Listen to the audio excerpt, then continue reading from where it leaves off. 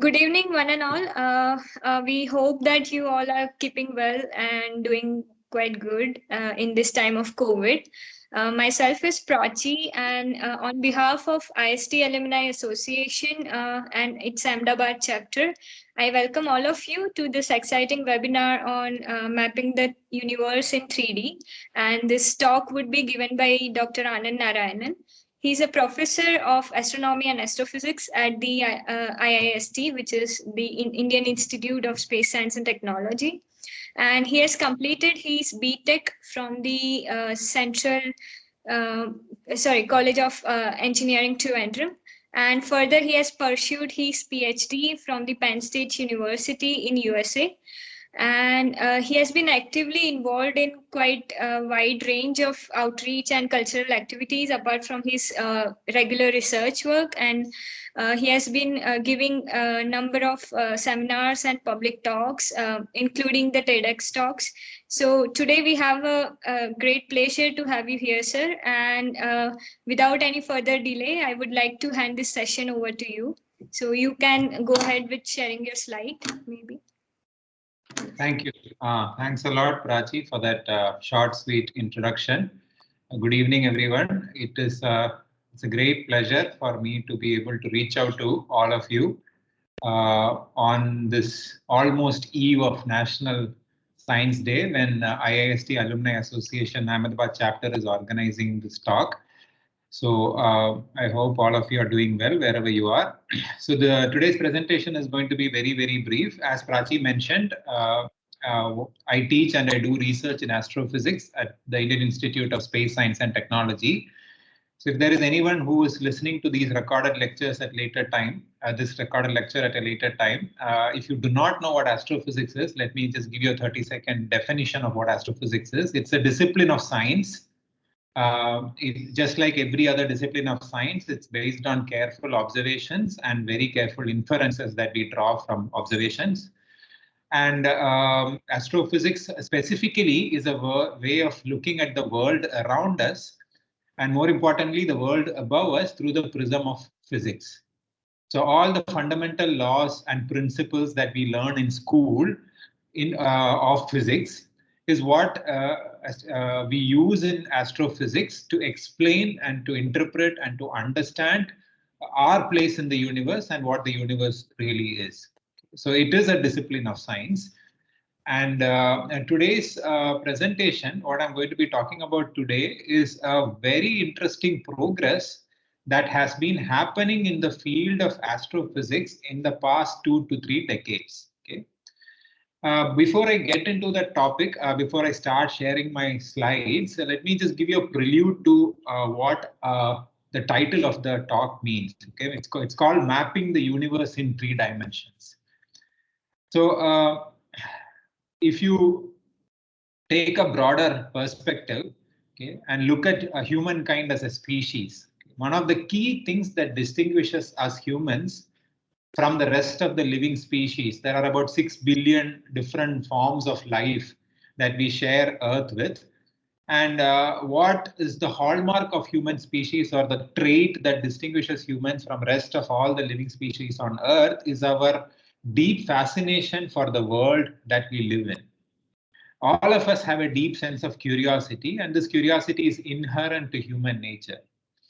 And this curiosity is what drives our species to explore and engage with the world in every possible way that we can. Okay. So all the human enterprises that is part of our cultural sphere, that is part of our society, like art, our music, our expressions of culture, our philosophies, our ideologies, and most importantly, our sciences, these are all examples of human engagement with the natural and the physical world. And one of the main reasons why we do this, as I mentioned, we are all driven by curiosity. We cannot help it. So we tend to look at the world around us and ask questions and search for answers for it. And the main purpose of this exploration is to ultimately understand who we are in this vast universe. Okay, so that's one of the main drivers, or one of the main goals for all these human endeavors. And one way of doing this, which has been happening for millennia, from the very early days of human evolution, is to map the world around us. So mapping the world, okay, cartography as it's called, this has been a major preoccupation for humankind ever since prehistoric times. Okay. There are many ways in which people have been drawing maps. People have been drawing maps early. Our early ancestors have been drawing maps on caves, on stones, on tablets, then on paper, etc. And those maps have been mostly about the world that we live in. And these maps have served as a way for our species to explain and to navigate our world, our way through a seemingly complex and diverse world. So in other words, what I'm trying to say is that these maps provide us with a sense of where we are in the larger scheme of things. In a broader canvas, the maps tell us what is the place that we occupy. And among this whole endeavor of mapping the world around us, probably one of the grandest and the greatest of map making exercise that our species has engaged in, that humankind has engaged in, is to map the universe itself in the large physical scales possible, or in the largest physical scales possible. And that is what I'm going to be talking about today. As I mentioned, this has been a field where progress has been very rapid in the last 20 to 30 years. And this attempt to map our universe in 3 dimensions in the largest physical scales possible, that has helped us to better understand the overall architecture of the universe. So let me explain that a little bit more. Okay, so when we look up at the night sky, it seems as though the stars and the galaxies are spread out in a more or less random fashion. That's what we perceive when we casually look at the night sky. But this, however, isn't really the case. Okay, the universe isn't a random jumble of objects. There, it has a structure. It has a structure, underlying structure to it. And in today's presentation, I'm going to be focusing on how astronomers have carefully put together the 3D architecture of the universe through many years of meticulous, painstaking observations. Okay, so that's the kind of introduction to the talk. That's the prelude to the talk. And with that, let me start sharing the slides. Yeah, so I think you'll have to enable me for that also, slide sharing. Who is controlling this? It's currently muted.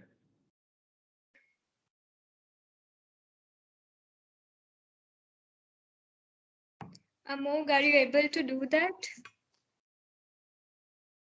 If you can make me a presenter or an organizer, then I think I'll be able to do it.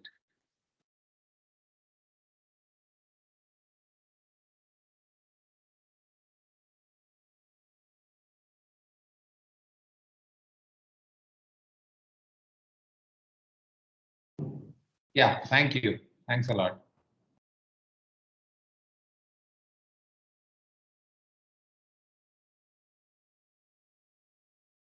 So just will start sharing the slide, and maybe one of you can tell me whether the slide is visible or not. There, yes, to me at least. Yeah, thanks, Prachi. So how to map the universe in 3 dimensions, okay? So essentially what mapping the universe in 3D is means is that we are trying to answer a more fundamental question, which is how is ordinary matter, the stuff of which we are all made, how is it organized in our universe at large scales? So before we look at that effort that has gone into mapping the universe, let's try to get some orientation. Let's get ourselves oriented on some physical scale. Okay. So this is a picture of the night sky taken from Trivandrum by one of the astronomy club members, and this photograph was taken with a DSLR camera. Multiple pictures were taken and they were stacked together. That's why we are able to see so many details. So as you can see, there are untold number of stars that we can see in the night sky, countless numbers of stars. And in addition to those stars, if you look at the image that is being shown, you can also see a dark lane that runs from one end of the image to the other. Okay. So all these stars that we see in the night sky with our unaided eye or even through a telescope, they are all stars that belong to our own galaxy, the Milky Way. The sun, our solar system, is part of a huge collection of roughly 200 billion stars that are gravitationally bound together in the form of a stellar association, and that's what we call as a galaxy. And our galaxy is the Milky Way galaxy. So images like this remind us that we are also embedded inside the Milky Way galaxy. If we could, hypothetically speaking, if we could travel at really large speeds and if we could go out of our galaxy, then we would be seeing something like this. Okay? This is just a computer visualization, not a real image or anything. But assume that you are on this interstellar journey and you're fast traveling out of our galaxy. So every dot that is zipping past through the screen, they are all stars that belong to our galaxy. And if you could travel out of our galaxy and look back at it, we will see that our galaxy has a certain architecture. The galaxy looks like a disk, and the disk has some substructure to it. The disk has a whirlpool-like spiral structure to it. So astronomers know that, or we know that we are living in a galaxy. The galaxy has a disk-like structure, and there are spiral patterns to that disk. Okay, so this is our local stellar neighborhood, and at the same time, our galaxy is not stationary. All the stars, the gas, and the dust that is part of our Milky Way galaxy, they are all going around the center of our galaxy at very large speeds. For example, our solar system, the sun and all the objects that are revolving around it, including the Earth, we are all located about 2/3 the distance from the center of our galaxy, roughly 26,000 light years away from the center of our galaxy. The center of galaxy is here. If you can see my mouse pointer, we are not at the center. We are displaced from the center by about 26,000 light years. Sitting there, like in a carousel, okay, we are all moving around the center of the galaxy at speeds of about 200 to 220 kilometers per second. Every single one of us, we are all moving at that speed with respect to the center of our galaxy. So this also we know very well. Milky Way is not the only galaxy in our universe. There are galaxies beyond the Milky Way. So whenever I say galaxy, what should come into your mind is a huge collection of stars, billions of stars. A billion is 1 followed by 9 zeros. So billions of stars. So there are galaxies beyond the Milky Way. Just to give an example, in this image, what you are seeing as a band of light running from the left extreme of the image to the right, that is our own galaxy, the Milky Way. But now this video is going to zoom into a certain region of this image, and it's going to show you one of the largest galaxies closest to Milky Way. Okay, that is this tiny smudge of light that you see here, and we are zooming into that.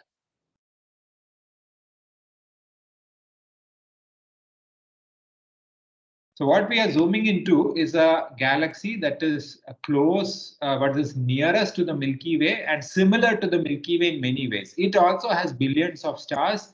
Its mass is also very similar, comparable to the mass of the Milky Way galaxy. Its size is also similar to the Milky Way size.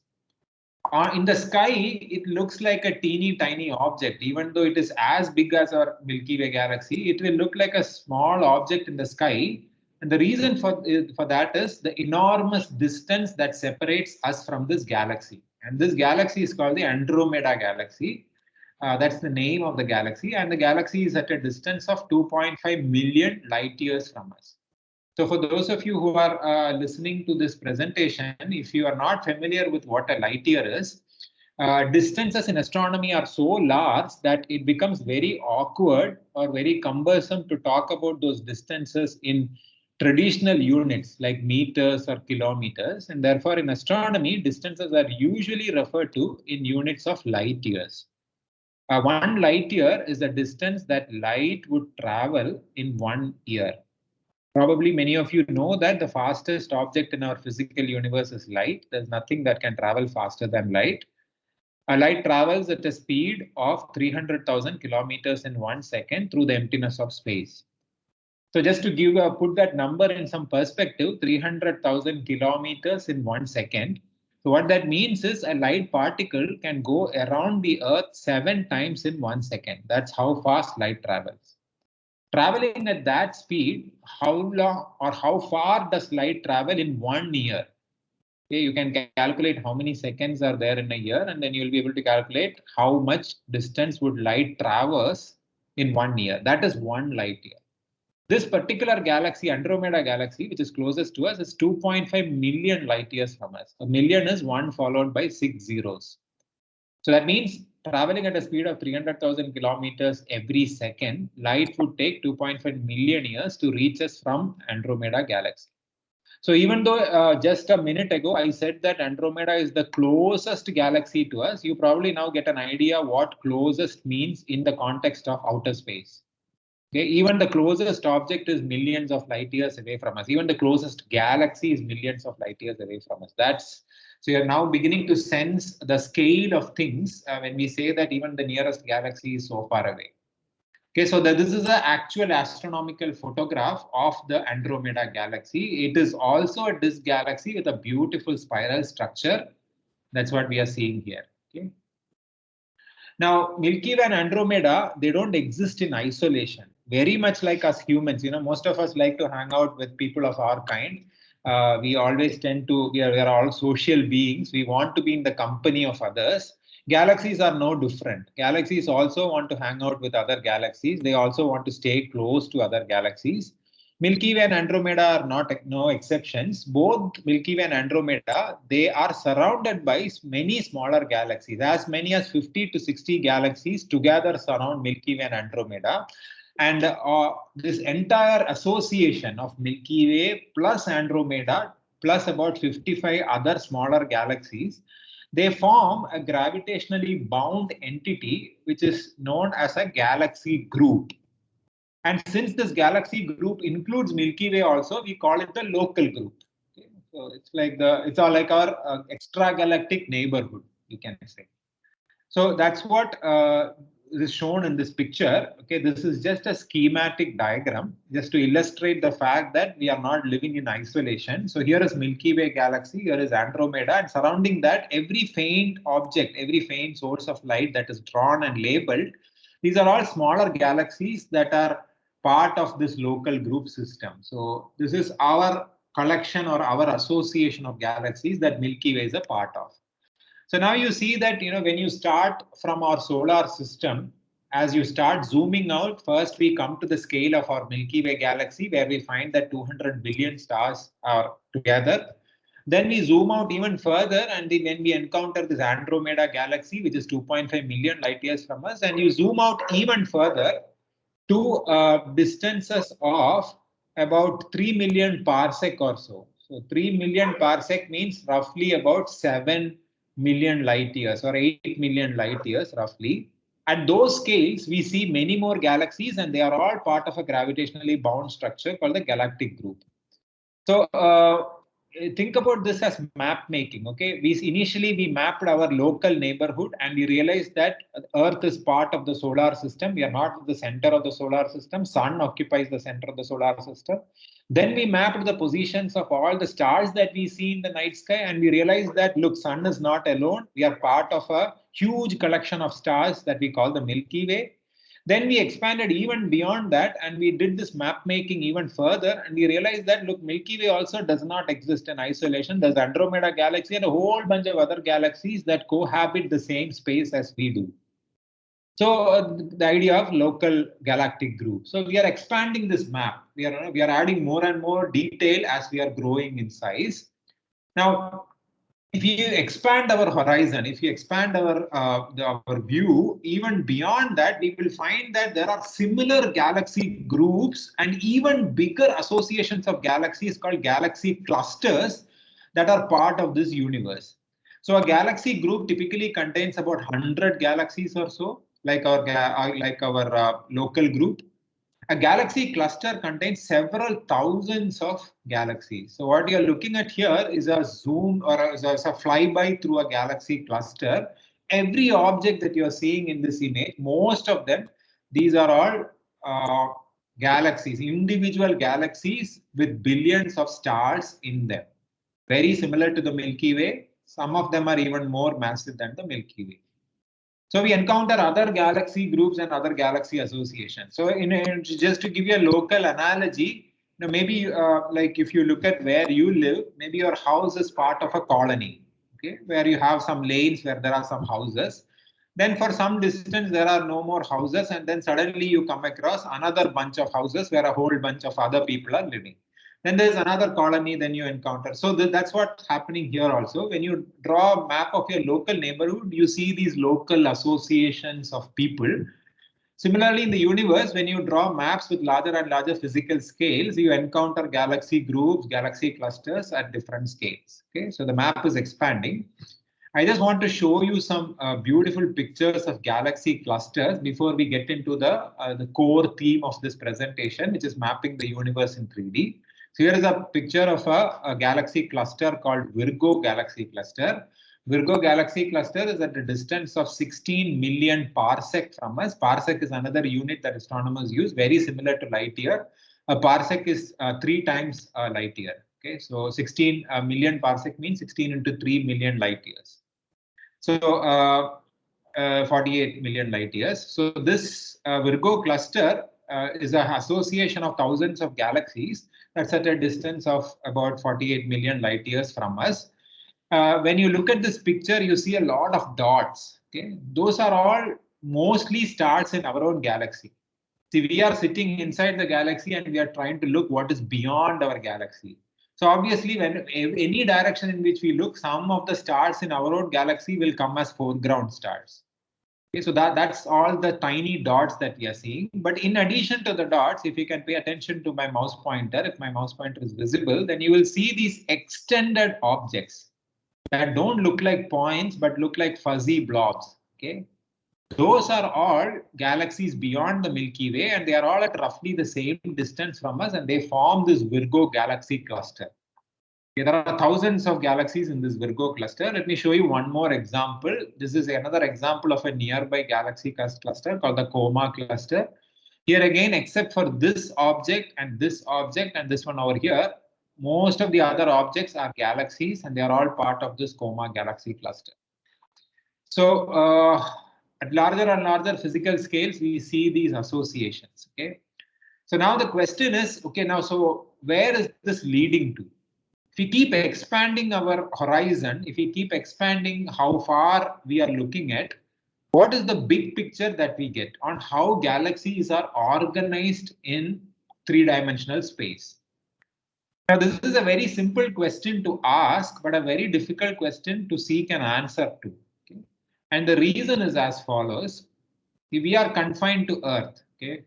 Not easy to go away from Earth and do a proper inspection of things. So we are confined to Earth. Our telescopes are confined to Earth. Our observatories are confined to Earth. And when we look at the night sky from any location on Earth, the sky looks like a hemisphere, like a sphere. Okay? And all the stars that we see in the night sky, they all seem to be plastered, or they all seem to be glued to this sphere, this hemisphere. Okay. So we can tell where a given object is in the sky, but it's not very easy for us to tell how far away or how close that object is. So for those of you who have studied physics a little bit, there's something called coordinate system. Okay, so if you want to talk about the position of an object in 3D space, you need to define the X, Y, and Z coordinates of it. If you are talking about a 3D space, in spherical trigonometry, we can replace that with two angles that correspond to our orientation in the sky, and a third one, which is a distance. Okay, so it's called r theta phi. So this is for those who know spherical coordinate system. To uniquely define the position of every object in the sky, we need to have three coordinates: r theta phi. Theta and phi are our orientation with respect to the night sky, and r is how far away we have to extend our hand to catch hold of something. Okay, so how far away things are. this position of objects in the sky is readily visible. For example, we can say, okay, this galaxy is so many angles above our horizon and it is so far away from north. So that's angles are easy to define, but it's very, very difficult. It's not easy. It's not trivial to determine distances to these objects. So looking at the sky, we can easily understand how objects in space are distributed in the two-dimensional sky that appear to us, but we cannot easily tell how far away they are from us. So if you want to construct a 3D map of the universe, we need not just the position of objects in the sky, but we also need to know how far away or how close they are to us. So how do we do this for galaxies? If you want to understand how does our universe look like in 3D, we need to know how galaxies are organized in the universe. Now, there is a way, as it turns out, to estimate the distances to galaxies. And this technique involves recording the spectrum of a galaxy. A spectrum, most of you who have studied school physics would know what a spectrum is. We all have done this experiment where we take a glass prism and we allow white light to pass through it. And on the other end, we get this rainbow of colors. So what we have done there is we have produced a spectrum of white light. The white light goes through the prism and the prism splits the light of different energies and then sends them in different directions. Okay? This is called dispersion of light. And this colored band of light that we get on the other side, that is a spectrum. So this is recording the spectrum of a galaxy also means the same thing. There will be a telescope that will be looking at a galaxy. The telescope is like a light bucket. It's like our third eye. Okay, you can think of it like that. And then the telescope collects the light from the galaxy. It sends it to a spectrograph, which has something like a prism in it. And the spectrograph will collect this light and it will disperse the light into light of different energies and it will produce a spectrum. So what you are seeing here on the left is a picture of a galaxy and on the right is a visual representation of that spectrum. So there are some numbers written here. Okay, some of them are easy to understand. Even if you do not understand all of it, even if you don't understand a lot of detail in the right side image, you don't have to worry.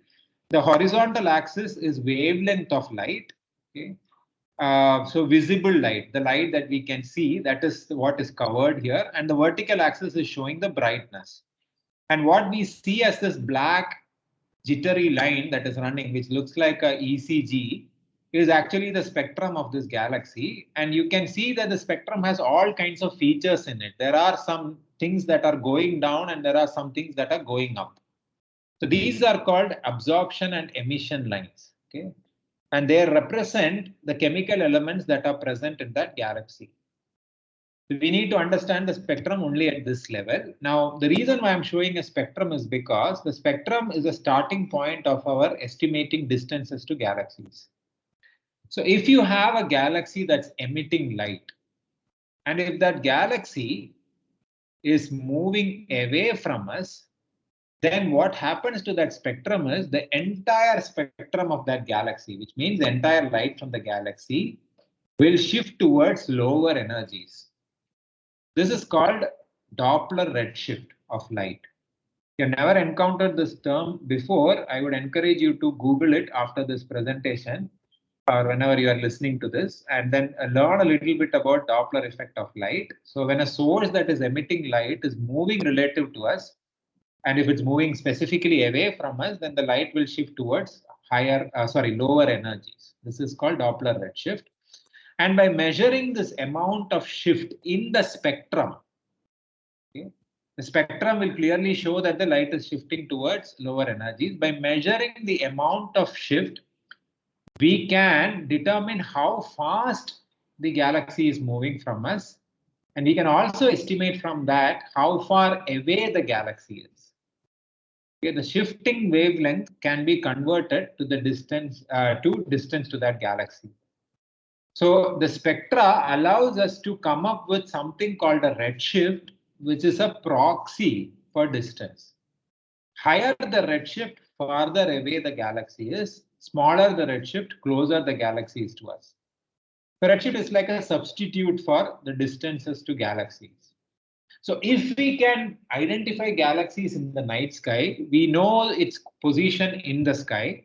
Now, in addition to that, if we can record the spectrum of those galaxies and measure the redshift in that spectrum, we can, using that redshift, talk about distances to those galaxies. Okay. So now we have all three coordinates that we need to generate a 3D map of how galaxies are distributed in our universe at large physical scales. So when I say large physical scales, I mean scales bigger than the scales of galaxy groups or galaxy clusters. So there have been many observational campaigns in astronomy. You cannot really do experiments. Okay, you cannot really tinker with a star, or you cannot really tinker with a planet or an interstellar gas cloud, because they are very, very far away, and some of those objects are hostile in terms of their physical conditions, very high temperatures, etc. So you cannot really do an experiment with astrophysical objects. Rather, what in astronomy happens is we passively observe the universe.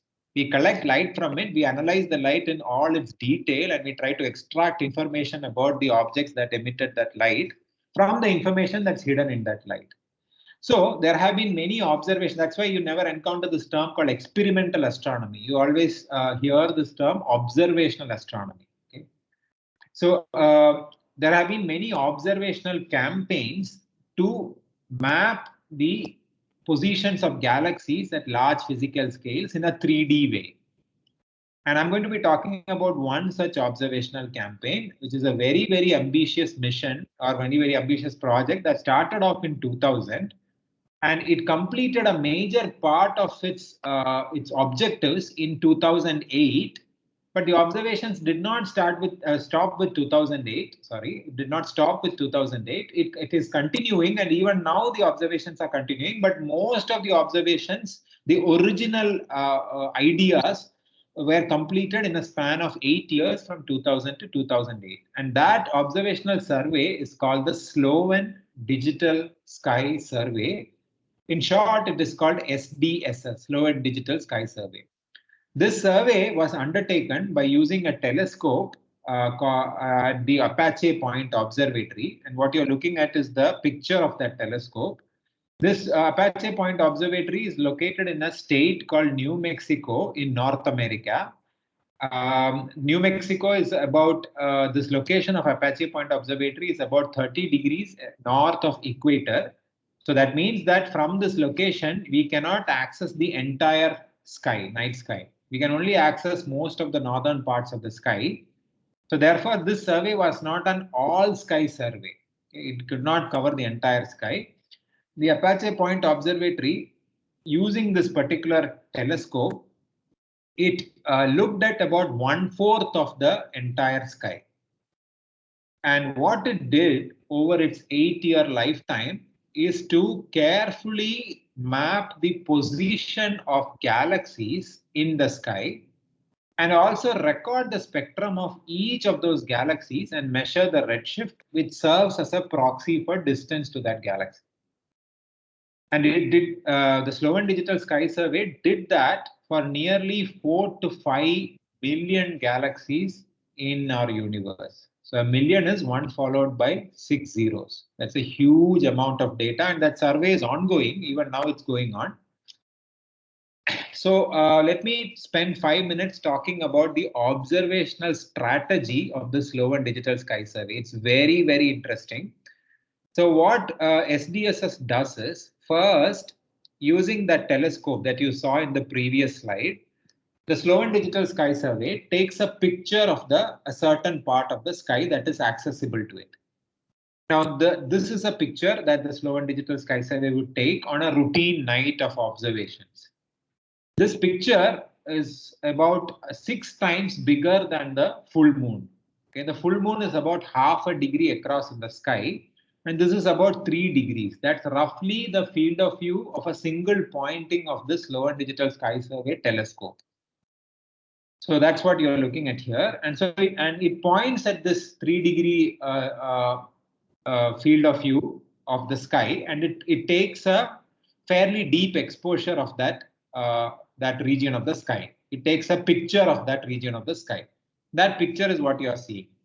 So you can see that there are many objects here. Some of them are stars that belong to our own galaxy, but many of them are also galaxies beyond the Milky Way. So then what happens is this image is obtained and it is carefully analyzed to see where all galaxies are present in this particular field of view in this particular image. So the locations of all the galaxies, the coordinate, the X and the Y coordinate of every galaxy is identified. And then the Slow and Digital Sky Survey team, they take an aluminum plate like this. So this is an actual photograph of one of the aluminum plates that they have. They take an aluminum plate like this, and with the help of an automated, a robotic arm, they puncture holes through this aluminum plate. So I'll show you a video of this holes being made on this aluminum plate. But if you look at this image, you can see that there are many holes that are drilled into this plate. The positions of those holes correspond to the locations where in the previous image, astronomers identified galaxies. So wherever there is a galaxy in this plate corresponding to that position, there will be a hole. And this plate will be mounted. It will be kept at the focal plane of the telescope in the follow-up observation. So on one night, they will take a picture like this, and on a subsequent night, once they identify the galaxies in that picture, they'll take an aluminum plate, they'll puncture holes in it, and they will keep this plate at the focal plane of the telescope. So once you keep the plate on the focal plane of the telescope, essentially what is happening is that the telescope's light is going to pass through each of these holes and only through these holes, because the rest of the aluminum plate is opaque. Okay, it won't allow light to pass through, it will block light. So each of those holes acts like a pinhole. Some of you may have made a pinhole camera. Okay, basically you take a flat surface and put a hole in it, and you'll be able to look at things through that pinhole. So this is like a pinhole through which light is coming, and only light from galaxies that are present in this image will be coming through those pinholes. And then from there, each of these pinholes, the light that is coming through each of these pinholes, that is taken to the spectrograph through optical fibers. Optical fibers, some of you may be knowing what optical fibers are. These are very much like the cables that we have to take electricity from one point to another, except that in optical fibers, it is light that is transmitted, not electric current from one point to another. Optical fibers are a very efficient way of transmitting information from one point to another. It has wide range of application. In the field of medicine, for example, there are these class of surgeries called endoscopies, where you actually insert an optical fiber into the human body and you shine light and you see what is inside the body without actually cutting open the human body. So this is because optical fibers are able to bring light from wherever they are to wherever you want the light to come out. And so that's one purpose. And in communication also, optical fibers are used. There's very little loss of information when light passes through an optical fiber. So it's a very efficient way of transmitting light. So at the location of each of these holes, an optical fiber is connected, and the fiber is very long, and it finally goes to a spectrograph. And in that spectrograph, this light enters, and the spectrograph will have something like a prism, which will disperse the light, which will spread the light and will produce a spectrum of it. And that spectrum will be recorded by a camera. Okay, so you have a permanent recording of the spectrum. Now, the interesting thing is, when this plate is mounted, each hole is looking at a galaxy, which means simultaneously, concurrently, at the same time, we are recording the spectrum of hundreds and thousands of galaxies. Each hole is contributing light from one galaxy to the spectrograph, and at the same time, the spectrograph is dispersing the light from all these fibers that are coming from this aluminum plate, and at the same time, you're recording spectrum. So this entire design is called fiber-fed multi-object spectroscopy. It's a very frontier kind of optics design, which is very widely used in astronomy. Okay, so enough of me explaining. Let me try to show you some videos of this whole process. So what you are going to see in this video is you are seeing an aluminum plate here with no holes in it. Now, once I start playing the video, you will see a robotic arm coming and puncturing very tiny holes of the size of 6 to 9 microns. Okay, a micrometer, micron means a micrometer, which means 1 by a millionth of a meter. Very, very small. So these small precision holes are punctured with the help of a needle-like thing with a ruby stone fitted at its end. So ruby is a hard stone, and that is what is used to puncture these fine holes. So you can see this in this video.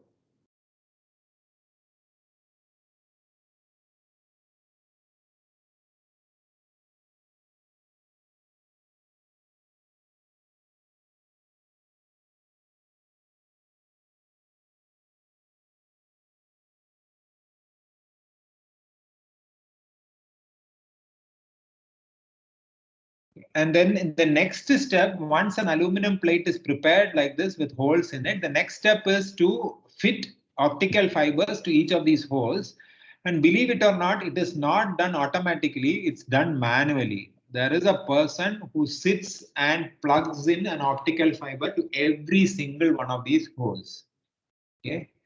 So it's a time consuming, it's a very laborious process. What you're seeing here is a time lapse visual of this somebody fixing optical fibers to these aluminum plates. So this entire process is called fiber-fed multi-object spectroscopy. This word is very easy to remember. What we are doing is spectroscopy. We are recording the spectrum of each galaxy because the spectrum gives us information on redshift, which is a proxy for distance. And how is the spectrum recorded, or how is the light sent to the spectrograph?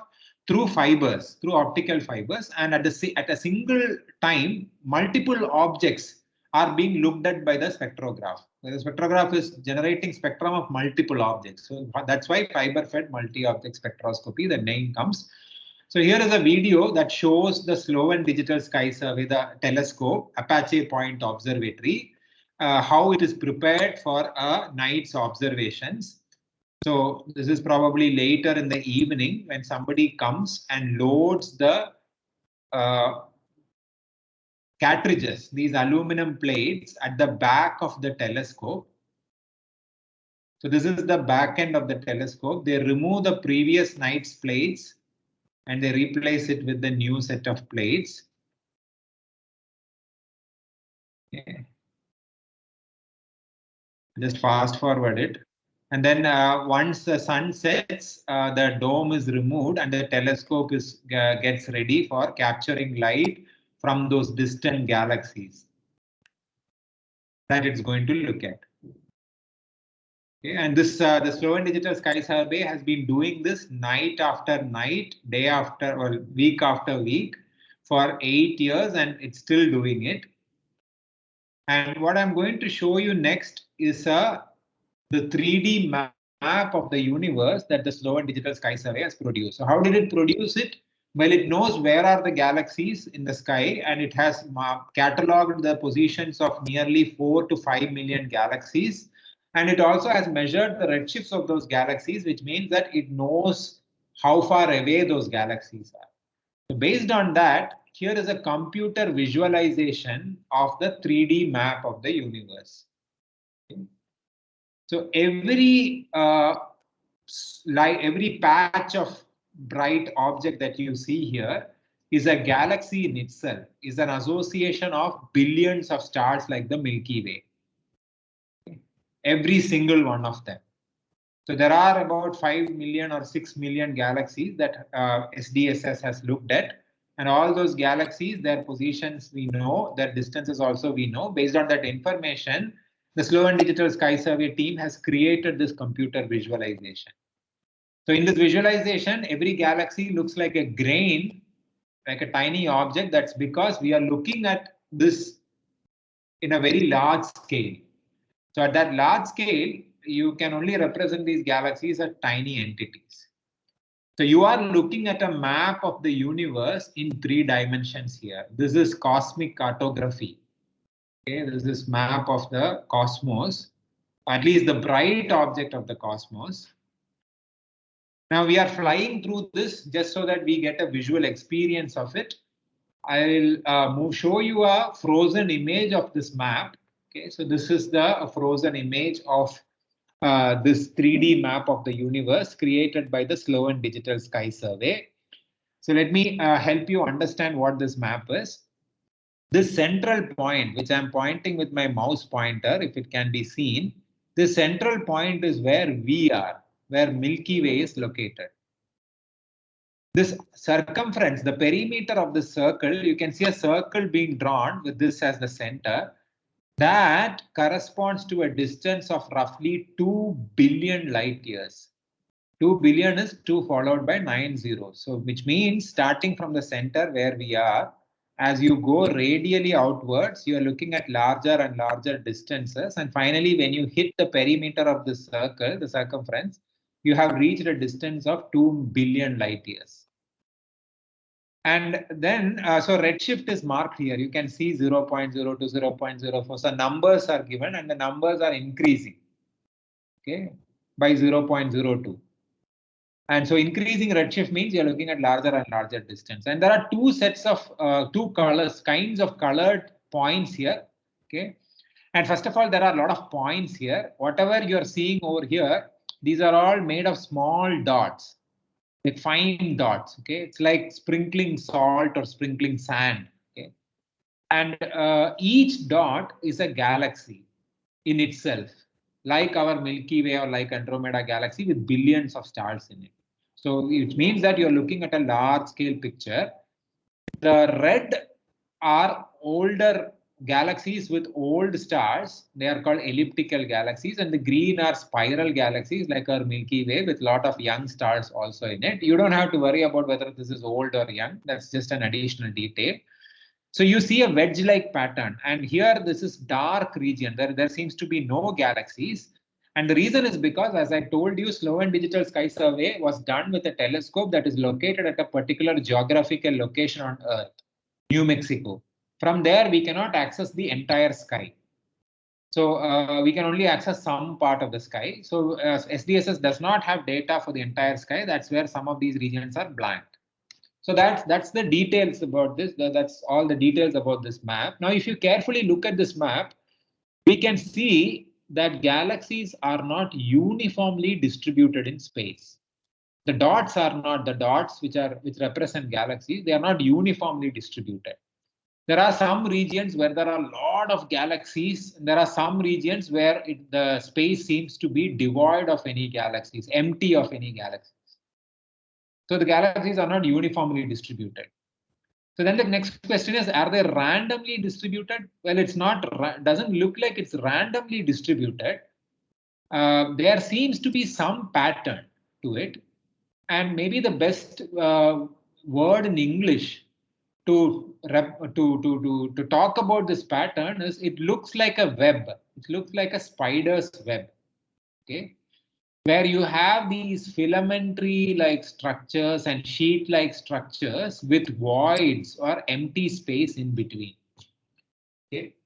So this is the overall 3D architecture of our universe when we map the positions of galaxies. So this is our universe in 3D, and we find that in our universe, matter is not uniformly distributed, neither is it randomly distributed, but instead it is distributed in these large filaments and sheets that forms a web-like structure. And this web is called the cosmic web. It's a term that's actually used in astronomy. Sloan Digital Sky Survey is one such survey which has shown to us that our universe has a cosmic web structure or a web structure. Here is another similar survey. It's called the 2-degree field galaxy redshift survey. The survey is different. The galaxies that it looked at as different, but the story is the same. The conclusion is the same. Here again, we are at the center of this map and we are seeing a lot of grainy dots. And if you trace those grainy dots, you can see that they form filaments and sheets like a cosmic web structure, like a web structure. So just to summarize, the galaxies in our universe, from these kinds of ambitious surveys, we know that they are not distributed uniformly, neither are they distributed randomly.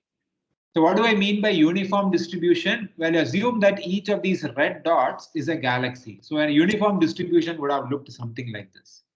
A random distribution would have looked something like this. And the pattern that we saw with SDSS and with the 2-degree field survey doesn't quite resemble either of these. It resembles something like this, okay, which is a web-like structure. So here is a nature's spider's web, okay, nature's tapestry. Just to give you an idea what a web looks like.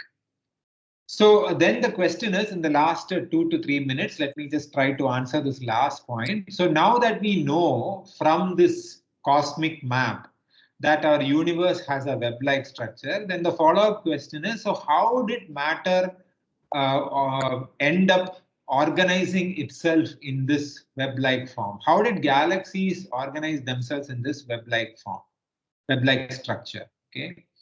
So by the way, just rewind a little bit and let me just tell you that earlier we looked at galaxy groups and galaxy clusters. Those are these points where you have a lot of dots, where you have a large number of dots confined to a smaller region of space.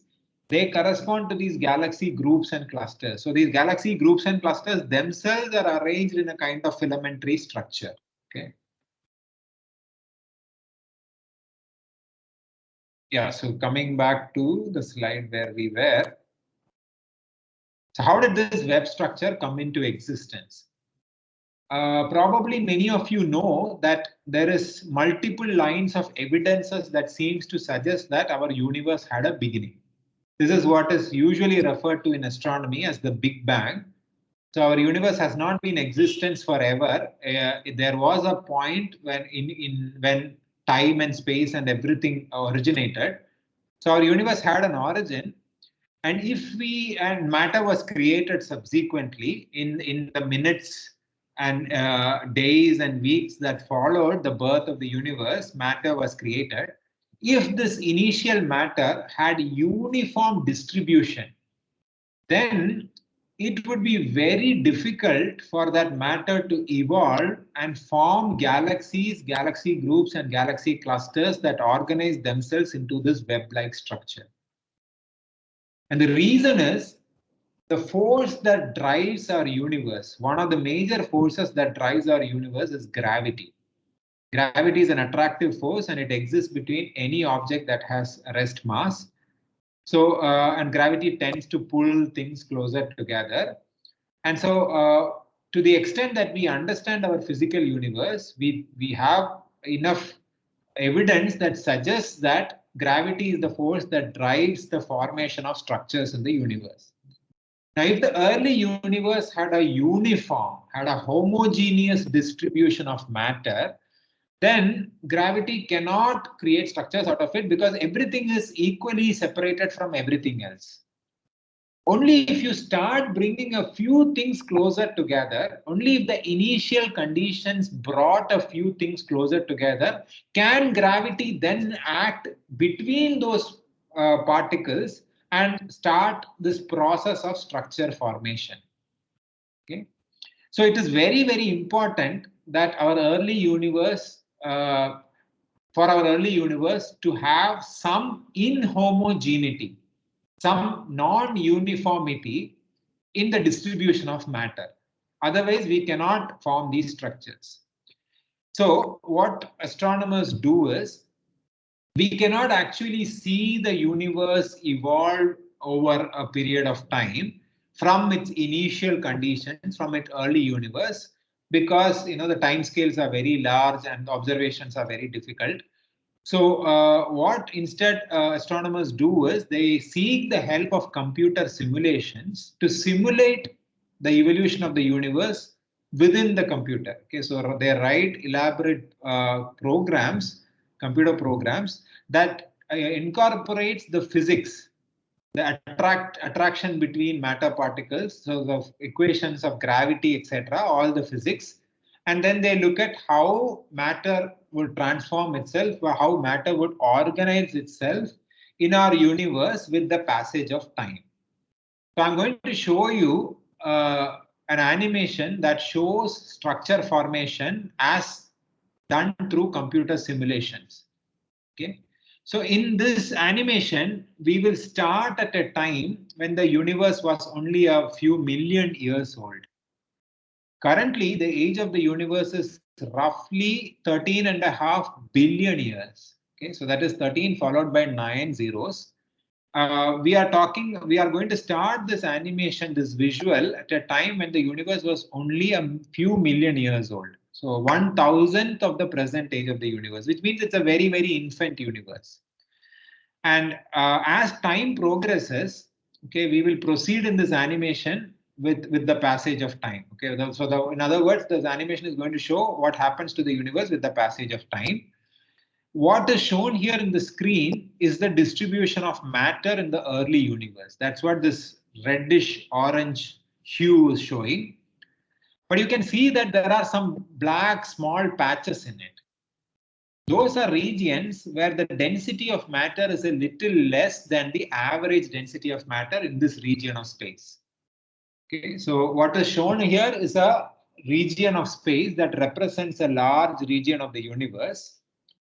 And the dark regions represent regions which are underdense, okay, less dense than the average. And the slightly thicker red regions, they are regions where the matter density is slightly more than average. So these are called overdense regions. So by putting these underdense regions and overdense regions in these simulations, what astronomers have done is they are trying to say that there were tiny density variations in the distribution of matter in the very early universe. Matter was not homogeneously distributed, there were tiny density fluctuations. Now, after this, there is no more interference, no one will interfere with the simulation anymore. They will just allow gravity to do the show. Okay, so the gravity is the only force that is fed into this simulation, and gravity will act between particles, and let's watch what happens.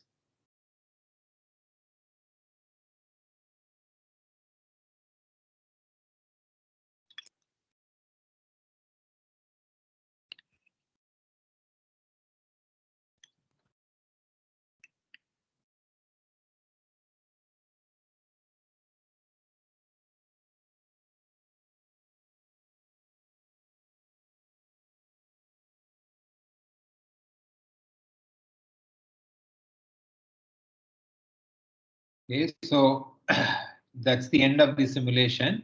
I'll play it once again and I'll just try to give a voiceover to the simulation. So we are starting in the early universe where the distribution of matter was more or less homogeneous with tiny density changes here and there, density variations. And you can see that the underdense regions become more and more underdense. The underdense regions are growing in size.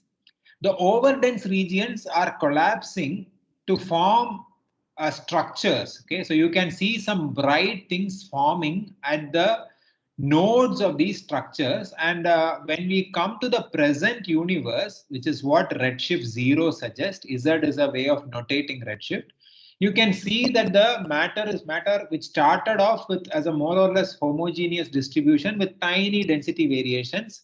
Under the influence of gravity, given 13 billion years of time, matter has organized itself into these filaments and sheets, very much like what the Sloan Digital Sky Survey or the 2-degree field survey revealed to us. It almost looks like the neurons in our brain. You know, if you have seen drawings or pictures of how neurons are connected, the nerve cells are connected in our brain. It's connected in a very similar way. It's like this web-like structure. In a very similar way, the universe is also organized itself. Galaxies are also organized. Now, so where are the galaxy groups and galaxy clusters and individual galaxies in this simulation? So they are in these bright knots where you can see, you know, some regions are very bright. Okay, so they occupy these bright knots in these filaments and sheets that form the cosmic web. So what I'm going to show you in the next animation, which is my penultimate slide, is a zoom in on one of these bright knots. Okay, This simulation is going to show a lot of things. It's going to show gas temperature, dark matter, all these things. You can ignore the details, but just keep in mind that we are just zooming into one of these knots, okay, in the filamentary structure that forms the cosmic web. Just ignore the color changes and what is coming up, but we are basically zooming in, okay, panning very close to the central regions of these knots. And you can see that there are, wherever you see a bright object, that corresponds to the location of a galaxy. So you can see how galaxies are organized under the influence of gravity into galaxy groups and clusters. And if you keep on zooming in, once you reach physical scales of a few 100,000 light years, you begin to see individual galaxies. So this is the hierarchical structure of our universe. That's the word that astronomers use. There is a hierarchy from solar systems, from planetary systems to stellar systems called galaxies, from galaxies to galaxy groups and clusters, from galaxy groups and clusters to superclusters. And all these things are joined together like the nerve cells in our brain are joined together. They're all joined together in filaments and sheets, and they look like a web-like structure. This is the 3D map of our universe.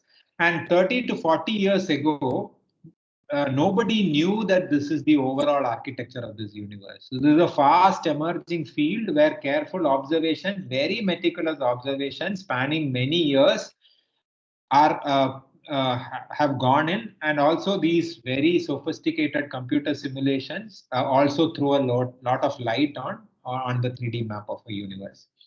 So I just want to leave you with a book which is written for popular audience on this particular topic. It's a book written by an astrophysicist called Richard Gott, and it's about the cosmic web structure, the architecture of our universe. There's a lot of interesting details that is beautifully, very lucidly explained in this book. So if you are in school or if you are studying in a college, you can encourage your school library or college library to buy this book and keep it in the library's archives for people to read. So with those, let me conclude my presentation, and I'll be happy to take any questions that people may have, if there are any questions.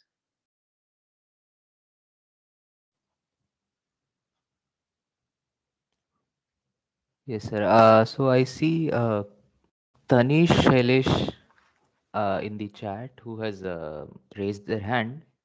I think you should be able to unmute and ask your question. Yes, Tanish. Hello, sir. Am I audible? Yeah, we can hear you. So my question is regarding the homogeneous nature of the universe.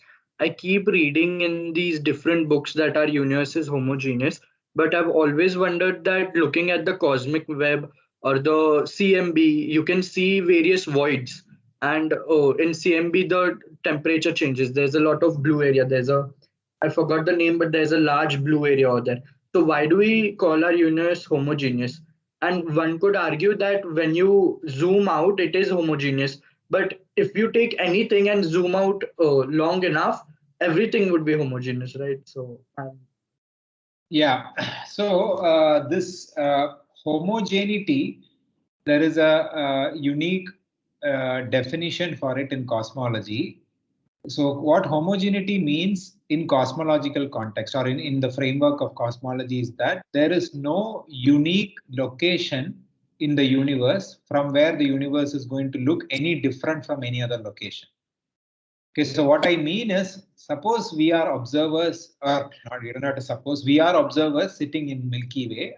We are constructing a 3D map of our universe. And we see this filamentary and cosmic web-like structure. Now, if we are an alien astronomer and we are living in another galaxy, let's say a galaxy in the Virgo cluster, and if we were to do the same experiment, we will come to the same conclusion that there is a cosmic web structure to our universe. So which means the universe looks the same no matter where we are positioned in the universe. This is what homogeneity means. It doesn't mean matter is uniformly distributed. Okay, I understand that the word has a dictionary definition of uniform distribution. But that word is used in cosmology with a slightly different connotation. And the connotation is that there is no preferred location in this universe. The universe looks the same wherever you look at it from. There's also another word which you would have encountered in this context, which is isotropy. They say the universe is isotropic and homogeneous. Isotropy means the universe looks the same in all directions. So whether the observation was done from Apache Point Observatory, which was 32 degrees north of equator, or whether it was done from Devastal Observatory, which is at some other latitude, or whether it was done from Chile, South America, which is the southern part of the hemisphere, they would have still found the web-like structure. Only thing is the individual galaxies that went into that web structure would be different, but the final takeaway message would be the same. So this, I think, Tanish, is what homogeneity means in the framework of cosmology. Yeah, but your question is very valid. Even I have this doubt. Okay, you zoom out, everything looks homogeneous. But here it's not meant to say that the distribution of matter is uniform. It's meant to say there's no preferred location in the universe. Am I making myself clear? Or? Yes, it's very clear. I understood. Even in the books I read, it normally referred to as homogeneity. So Yeah. it's clear. Okay, thank you. Yeah. I see some other hand. Mustafa Shahid. Yes, Mustafa. Good evening, sir. Am I audible? Yes, you're sounding the same even after all these years. You are same here, Yeah, sir. You still look the same, sir. 8 years back. Yeah. First of all, thank you very much for the talk. It was very informative. My question is, sir, that during the end of your presentation, you showed a simulation of how the universe has progressed from 13.5 billion years to now. And under the influence of gravity, we have a web-like structure. The question is that the initial condition, the figure that you showed with light red spots and some black spots, is that an actual CMB photo, or was it just a condition made by the person who was making the simulation? If it is an actual photo, does the simulation end in something which we are observing now, like the web structure at the end of the simulation and the web structure observed from the Sloan Observatory? Do they match? Okay, so great questions, both of them. So let me tackle the first one. So what was shown was distribution of matter, and with some density inhomogeneities added, sprinkled into it.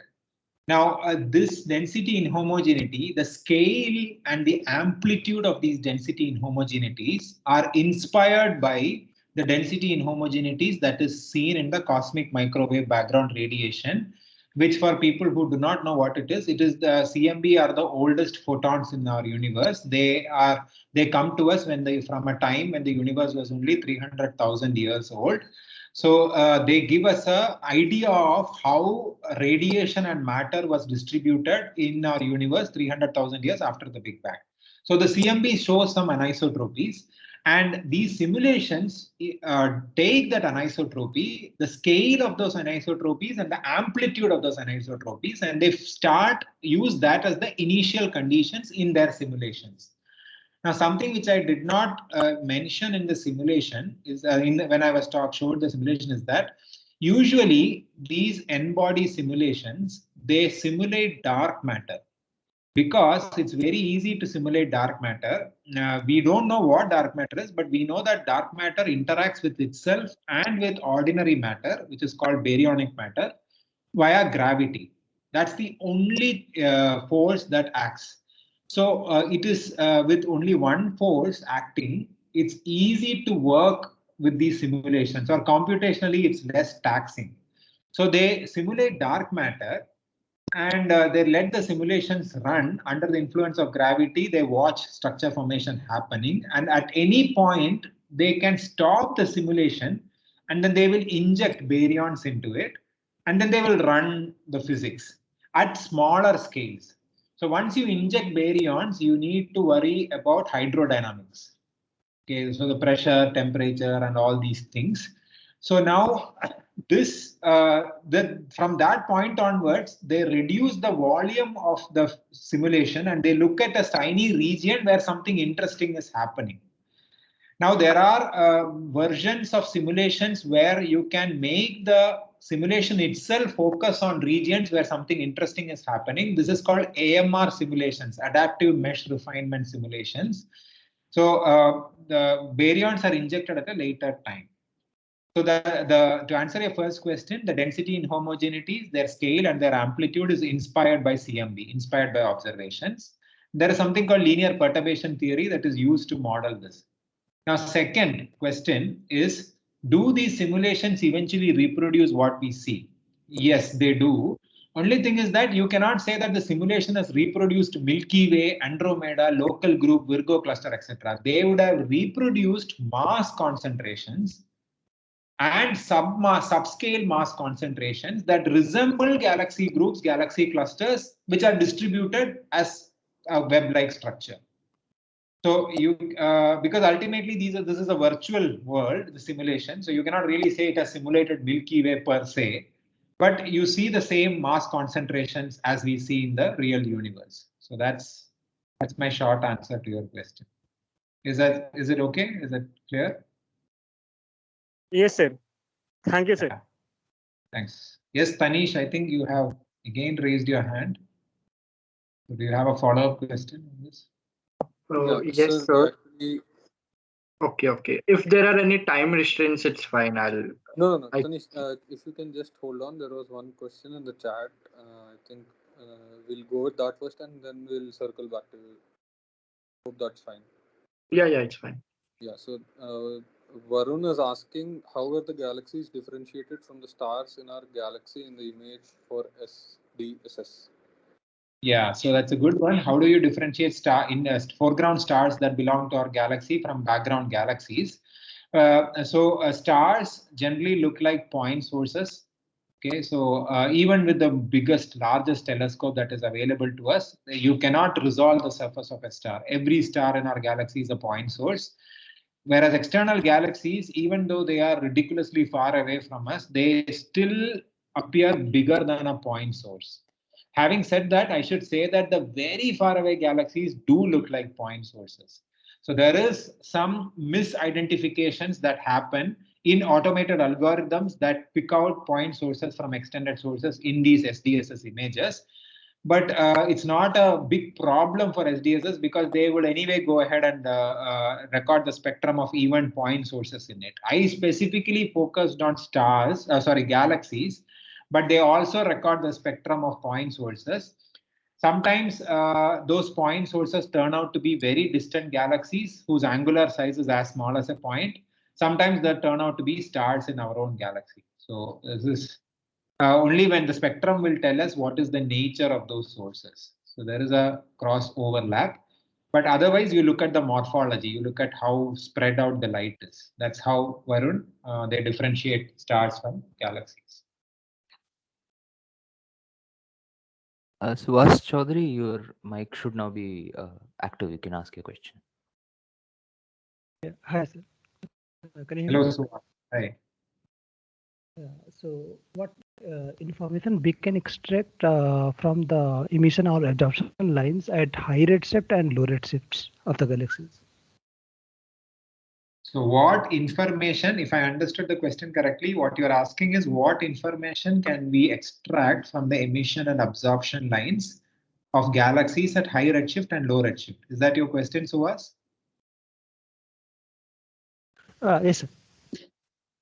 Okay, so it's going to take a lot of time to explain that. So basically, when you look at the spectrum of a galaxy, I'll try to see if I can give a concise answer to this. When you look at the light from a galaxy, you are looking at the combined light, the collective light from the billions of stars in the galaxy, and also the interstellar gas and dust that is present in that galaxy. This interstellar gas generally emits at specific wavelengths, whereas stars emit over a range of wavelengths. So light that we ultimately get in our telescope is a superposition of all of this. So a galaxy spectrum is going to tell us the underlying stellar population. It's also going to tell us the physical state of the interstellar gas and dust in it. So absorption lines in general are coming from stars.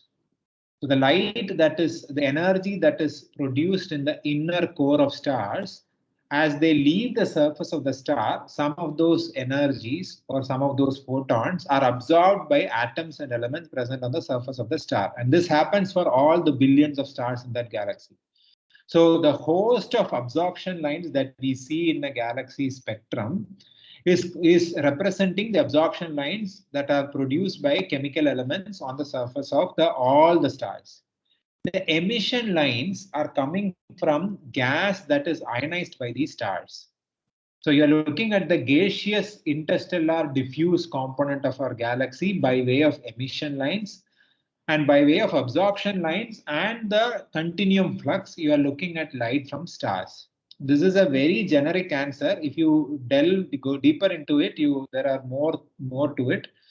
And what can we learn from nearby galaxies versus faraway galaxies? Well, in the case of faraway galaxies, all the emission lines, the absorption lines, the continuum flux, everything will be systematically shifted towards lower energies, because the galaxy is far away. And why is it shifted? The reason is, this is something which I did not mention in the presentation, but probably you all know that we are living in an expanding universe.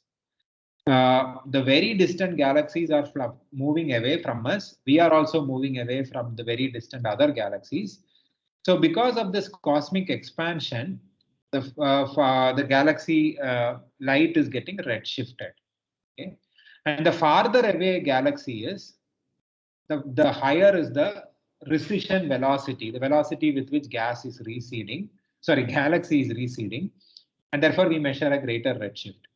So faraway galaxy spectrum will that the galaxy would have emitted the light at ultraviolet and visible, but by the time we detect it, we will be probably detecting that same light at visible and infrared, which is lower energy.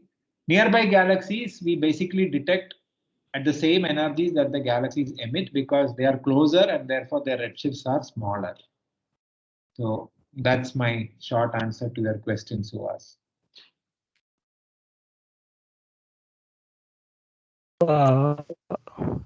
So like if we have BPT diagrams or any like galaxy emission line diagrams, so like how we will know like the distribution of the stars or other things to study the DG emission lines?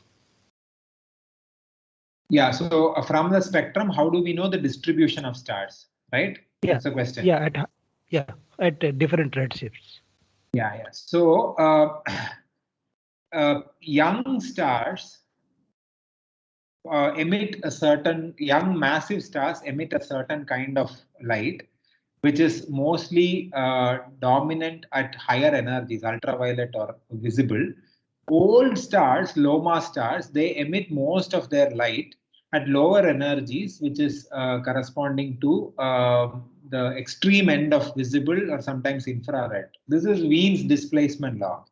And the reason why Wien's displacement law works here is because stars emit like black body, and we can use Wien's displacement law to understand black body emission. So when we look at the light from a galaxy, if the light is dominated, if the light is predominantly, after we correct for the redshift, okay, after correcting for the redshift, if we find that the light is predominantly at lower energies, then that means the underlying stellar population of a galaxy is predominantly composed of low mass stars. Okay, stars which are like the sun or even lower mass with very low brightnesses, very low luminosities. If after correcting for redshift, if we find that the intrinsic spectrum of a galaxy, the intrinsic light from a galaxy is mostly at higher energies like ultraviolet and visible, then that means that that galaxy has large numbers of massive stars present in them, so that the light output is dominant in those energies. So the light from a galaxy can be used to understand the underlying stellar population based on where the light intensity is peaking. not speaking, peaking. Okay. So this is a very short answer to your question. There are many more layers of things to discuss here, but given the brevity of time, I'm stopping. Maybe you can go to the next question. Yes, sir. Siddharth Bangle, your mic should be active now. You can ask a question. Thank you, sir. Sir, can you hear me? Yeah, I can hear you, Siddharth. Yeah, sir. As the universe it is expanding and with not a uniform rate at all the locations, so how does it affect the mapping of the universe? And in case of simulation, how it is corrected? Yeah, that's a very good question. So this cosmic web is not static. In fact, the slide where I stopped my presentation, I quickly came out of the presentation. The next slide was, is this cosmic web static or is it evolving? So we are living in an expanding universe. So that will make this filamentary sheet-like structure thin out over long periods of time. It's not going to happen instantaneously. But now if you look at structure formation happening in a expanding universe, it's interesting because there are two competing things acting. One is the expansion of space pushing things away. The other is gravity trying to pull things closer together. So structure formation happens in those regions where gravity overpowers this expansion. Okay. So whenever there are competing forces, if one force is larger than the other, that force wins over. For example, let me give you another example. Okay, so a more convenient local example to understand this. So we all have a height. Okay, so I am 6 feet tall, somebody is 5 feet tall. So when I stand on the surface of the earth, the force of gravity that I would experience on my feet is slightly more than the force of gravity that my head would experience. So there's a differential force from my feet to my head. But I don't feel the tension or the stress of this differential force because the chemical bond that holds my body together, the atoms and molecules in my body together, body is held by chemical bonds. Ultimately, tissue is chemical bonds only, deep down. So that chemical bond overpowers this stretching that is caused by the differential force between my feet and my head. So I stay intact as one entity. Okay, I don't get spread, I don't get pulled out like this because of this differential force. Now you can think about a scenario where I am in a much more intense gravitational field. Maybe I am in the vicinity of a black hole where the gravitational field is far more intense. There, the differential force between my feet and my leg, if my feet is pointing closer to the black hole's event horizon, there the differential force between my feet and my leg, feet and my head might be adequate to tear me apart, to tear apart the chemical bonds, to break apart the chemical bonds and tear me or shred me into pieces of atoms or molecules. So depending on the environment, one force or the other wins. Now, in the context of this expansion of the universe is expanding, but also matter is coming closer together. And when the matter comes closer together, the gravitational force is getting amplified. So these galaxy groups, galaxy clusters, individual galaxies are structures that have decoupled from the Hubble flow, from the expansion of the universe. Okay, so imagine, like, throw another metaphor, okay, another analogy. Imagine that, like, we are all drifting in a fast flowing river. Okay, so we are all drifting in a fast flowing river. Generally, the tendency is for us to separate out as we move in this fast flowing river. But let's say that you and I drifting, we have managed to hold our hands. Somehow we come close to each other and we are holding our hands. Then I'll be pulling you towards me, you will be pulling me towards you. So we are now gravitationally, we are now bond together, right? And so even though we are moving with the flow, we ourselves are one entity now. Now, if we grab hold of one more person, the three of us is one entity. So as far as we three are concerned, we have kind of decoupled from the spread of the flow. This is exactly what's happening in the universe also. Galaxies, galaxy clusters, etc., they have decoupled themselves from the Hubble flow. But when you look at sitting inside a galaxy, when you look at a very far away galaxy whose gravitational influence on you and your gravitational influence on that galaxy is minimal, there you begin to see the effects of this expansion of the universe. So in these simulations, you are seeing structure formation because in those regions, matter, dark matter and baryonic matter, they have overcome this expansion. Okay? And structure formation is happening. So that's the answer to your question. Sir, we have one follow-up question from Varun. Are there any theories on what led to the non-uniformities in the early universe? Yeah, so that's a tough one to answer, Varun. So what is the cause or origin of these density inhomogeneities? So for that, we don't have any direct observations on what led to the what were the seeds of these density inhomogeneities. Because we don't get electromagnetic radiation from that epoch. Okay, when the density inhomogeneity started forming, what we know is a particular point in the history of the universe where the density inhomogeneities kind of froze. Okay, it's like, think about it like a bunch of people are moving in a room randomly, and at a point you're clicking a photo. So you have basically taken a snapshot of the position of people in that room at a certain point. That's what we know from the cosmic microwave background.